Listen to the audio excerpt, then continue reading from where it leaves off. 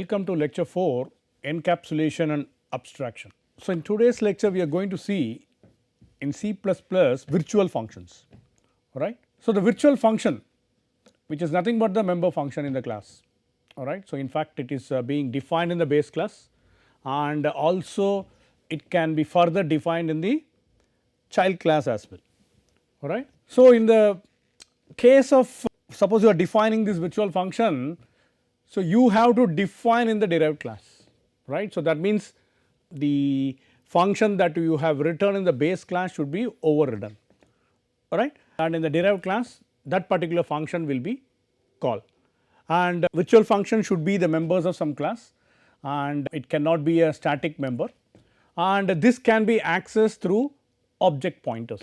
Okay. So, when you are defining a virtual function in the base class, right. So, that means even though we are not defining inside the base class, right. So, even though you are not giving any right explanation, I mean, or what do you call, you are defining that, still we have to declare in the base class. So, the prototypes of a virtual functions of the base class and all its derived class, right, that should be identical. So, I mean you may ask the question, I mean suppose the function name is same, but the parameters are different, right, or the number of arguments are different, or the return type is different, then it will be called as a overloaded functions, right, whereas here we are talking about the overridden. And also in the case of constructor point of view, there is no concept called virtual constructor, whereas we have a virtual destructor. So, now we will see by an example virtual, what do you mean by virtual function by an example. Consider this particular class, right. So, you have one member data x equal to 5 and you have one member function called display. So, this is displaying value of x is what, x, alright, and let us say this is a derived class, class B, right, which is publicly inheriting class A. So, here y is equal to 10 and here you have a member function, alright. So, in the member function let us say value of y, alright, value of y is we are displaying y, right. So, same display function you have both in the base class as well as the derived class, right. So, now let us consider the pointer object A, right. So, you have a pointer object small a under class A, right, and then the usual object B under class B. So, now this A is pointing to address B, right, the A is pointing to address of B. So, now you do A display. So, A display is nothing but, so this will call the base class, right. So, this will call the base class and it will print 5, alright. So, this will call the base class A is, so you have address, assume that you have a pointer A, pointer variable A, right. So, pointer variable A and you have object B, right. So, let us say address B is at 4002. So, now A is also pointing to 4002 according to this line. Okay. So, A arrow display. So, A arrow display, right. So, which will print, right, in fact it will call the base class of the member function. So, value of x is what, 5. So, 5 will be printed. So, the first output we will get 5, right. So, B dot display, right. So, B is an object, small b is an object under capital B, right. So, you have a display function value of y, right, y is 10. So, you can see as expected, right. So, B dot display will print 10, we already know 5 and then 10. So, these two are the output we are getting, right.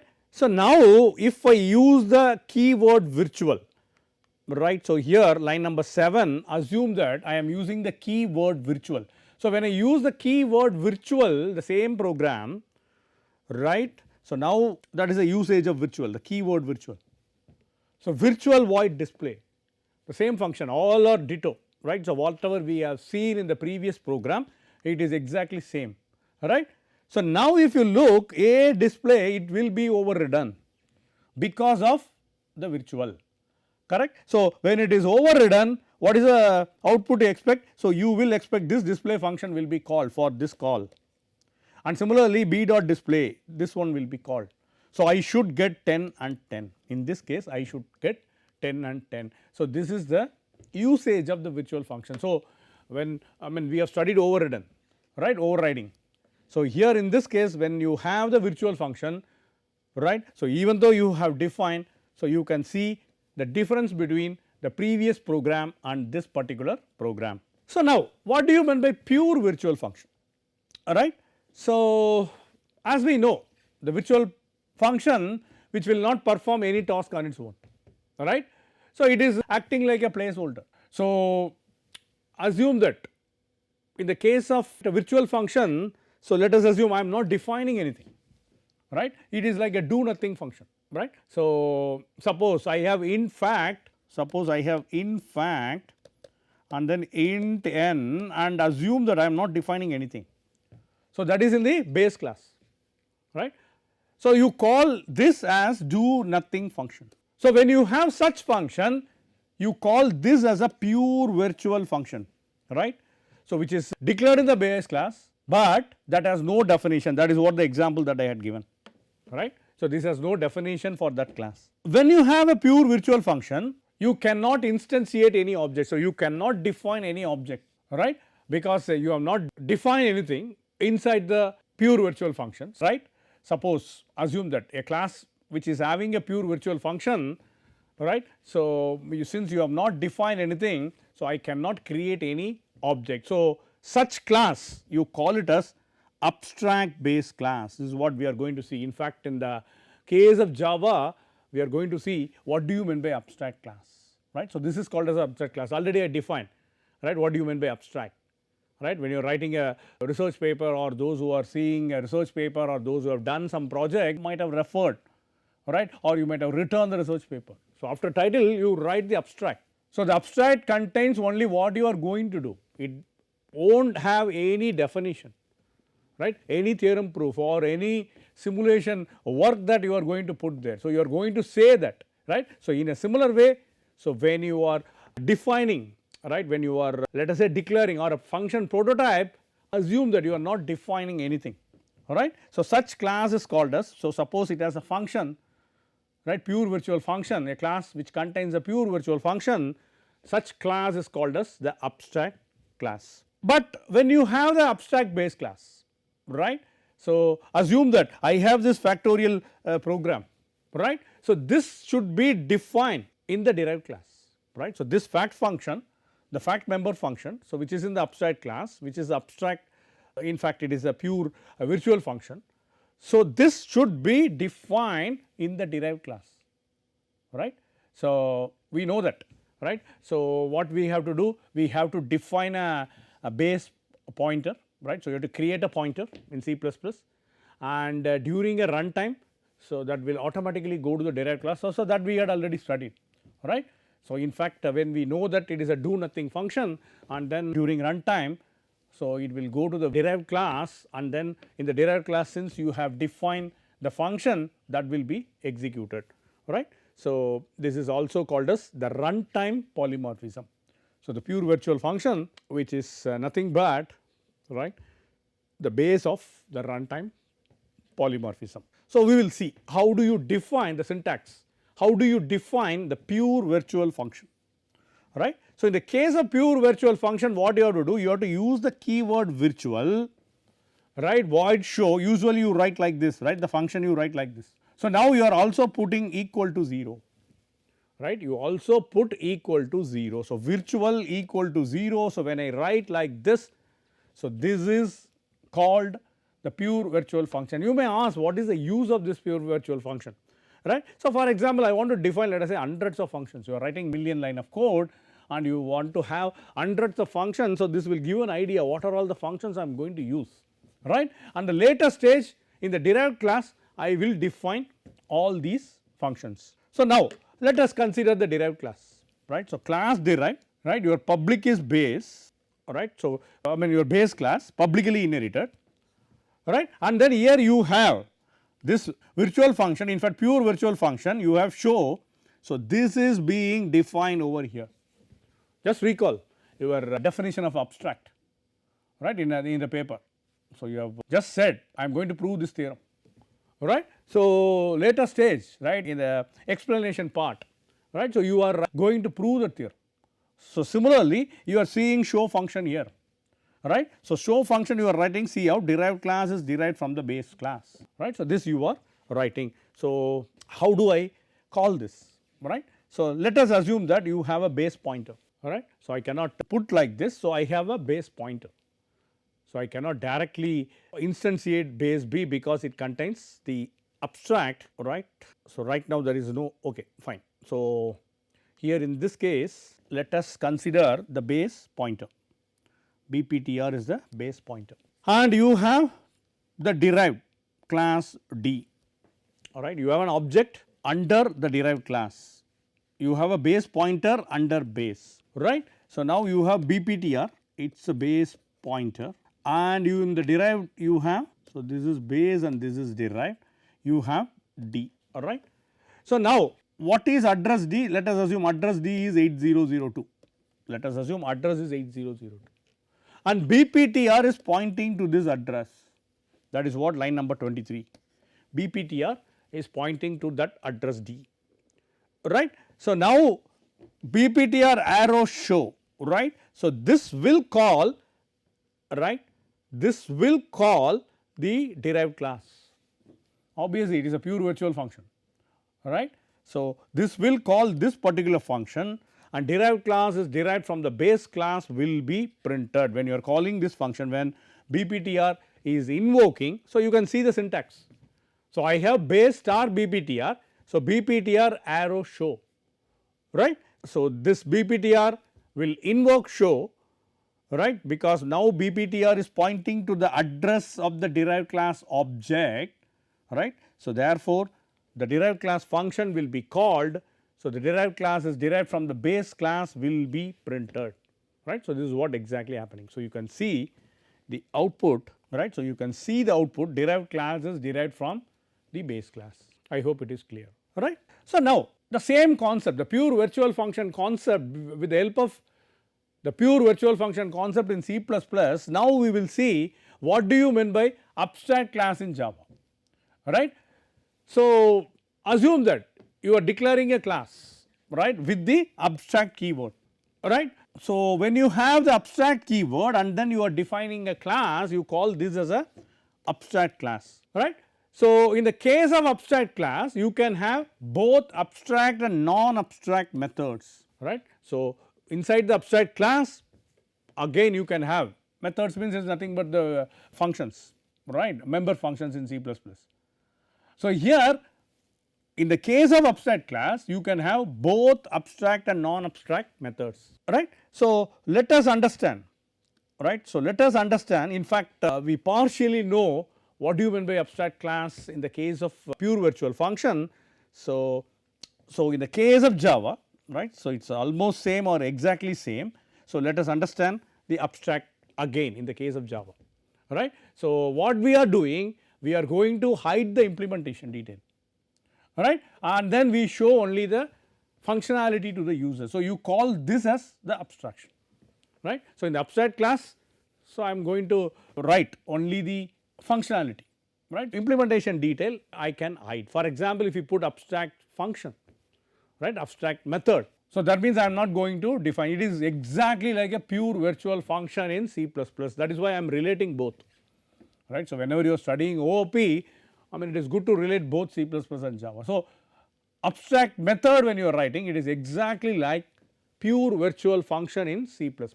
So, that means we are hiding the implementation details and we are going to show only the functionality to the user. So, what are the ways you can achieve the abstraction? So, we can achieve, right, in the case of abstract class we can achieve 0 to 100%, right. So, the reason is this may contain both abstract method and non-abstract methods, right. So, inside the abstract class I can have non-abstract method. So, for example, assume that you are using 2 abstract method and 2 non-abstract method. So, that means you have achieved 50% abstraction, whereas we are going to study one more interesting concept, interface. So, in interface it is 100%, all right, exactly like the pure virtual function that you are defining, right. So, in the interface all are the abstract methods only, you have to define only abstract methods inside the interface, right. So, therefore, we had a problem on multiple inheritance, right, the multiple inheritance concept we do not have in terms of class. So, inheritance will take care as. So, abstraction, see for example, assume that you are giving your clothes to the laundry, right, you are giving to the person, particular person, right, for the laundry, right. Let us assume, I mean, you are giving at 9 AM and then you are expecting back at 12 noon, right. So, the person will deliver at 12 noon. So, now the question is who has done the work, and in fact, we are not bothering about who has done the work, right. So, between 9 to 12 what is happening? So, you are giving the cloth and you are getting the right iron cloth back, and in between what is happening we do not care, or right, that is not our problem. So, you call that is the abstraction, right. So, no need to explain, or you are not asking any explanation, right, who has done the work, right. So, this is exactly happening. So, let us say in the abstract class. So, when I am defining the abstract class, I use the keyword called abstract, right, and then so inside the abstract class, so I can have the abstract method and non-abstract method, right. So, what you have to do, so suppose you have the methods may be abstract method or non-abstract method, it has to be extended, right. That means, I mean, you should have a derived class, right, and those methods has to be implemented, and you cannot, when you have abstract class, you cannot instantiate any object, right, you cannot instantiate any object. So, the syntax go like this: abstract and then you have a class A, you are defining a class. So, let us have the definition of an abstract method, right. So, suppose you have a method, right, for example, I have a method print status. So, this I want to have as an abstract method. So, what you have to do, you use the keyword abstract, right. So, you use the keyword abstract and then it should not have any implementation, right, it should not have any definition, right. So, such method is called as the abstract method. So, it is also called no body and abstract, right. So, it will be like this. So, you do not have any definition, you are just declaring as a function, right, declaring as a method. So, print status, which is a method, return type is void, and which is nothing but the abstract keyword that you are using. So, this is abstract method, right. So, this is syntax for abstract method.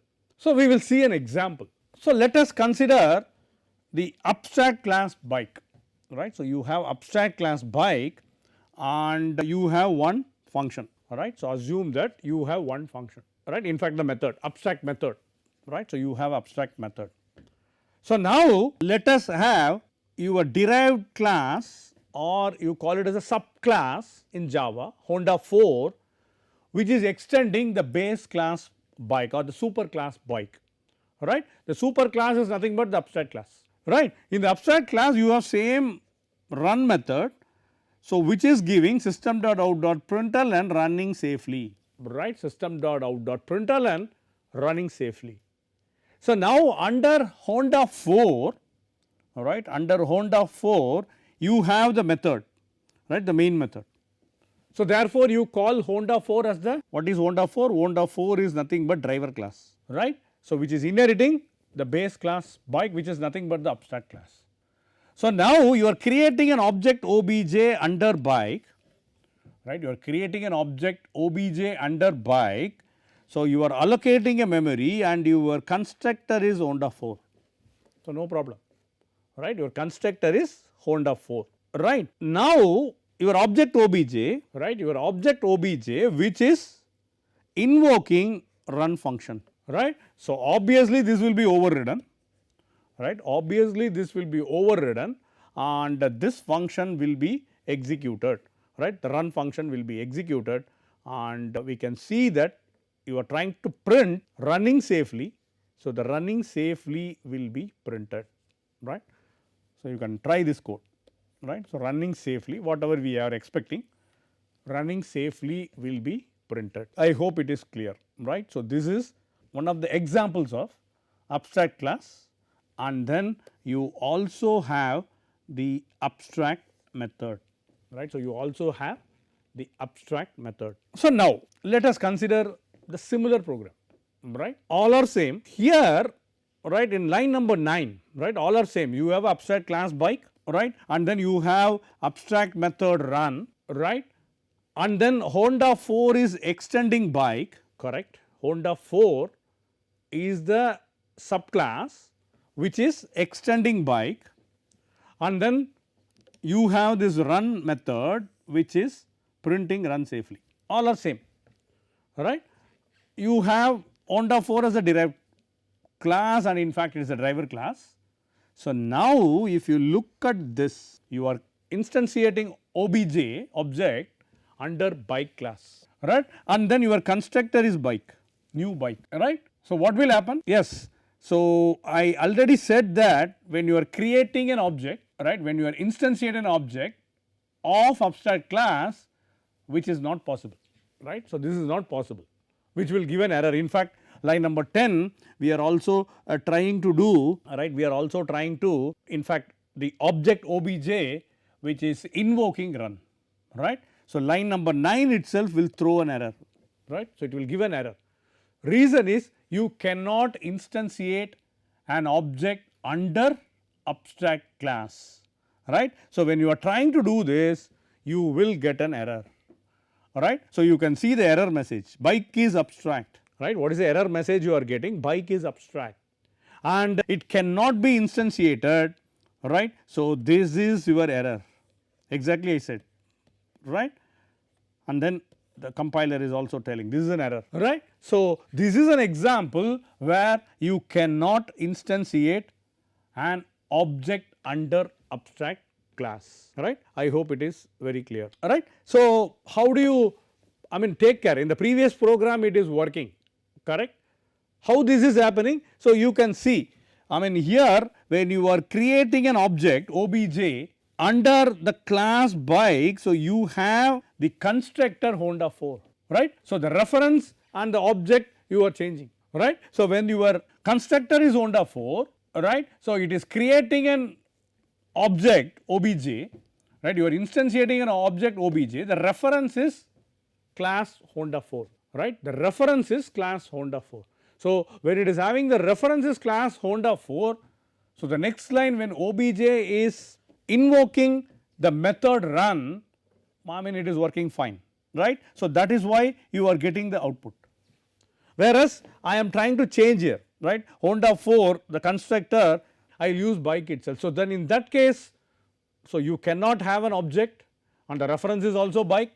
So, then since bike is the abstract class, so we cannot do, in fact this will throw an error, we cannot do in the sense OBJ cannot invoke the function run, right. So, in fact line number 9 itself is the error, right. So, from this program so it is suggesting that, so you cannot instantiate an object under the abstract class, right. So, therefore, you are getting an error.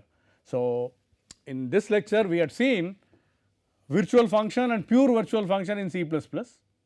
So, you have understood. So, when you have the virtual function, you will have it in the base class, but the same function should be defined in the derived class also, right. Whereas, in the pure virtual function you are putting equal to 0, you are not giving any definition in the base class, but it has to be defined in the derived class, right. So, which we call it as a pure virtual function, and then we talked about the abstract method and abstract class in Java, right. So, the same concept, or I can say the similar concept whatever you have studied in C++. So, here you have studied as the abstract class, right, in Java. So, the abstract class, so right now we achieved 0 to 100% abstraction, because we can use the usual method also. Suppose assume that in this code I do not put abstract, assume that it is only void run. So, this is the usual function, right, usual method, right. So, the abstract class we can use the usual method, but when you are going to achieve the 100% abstraction, in the next class we are going to see interface, right. So, the interface, using the interface we can achieve 100% abstraction also, that will give you the solution for your multiple inheritance. Thank you.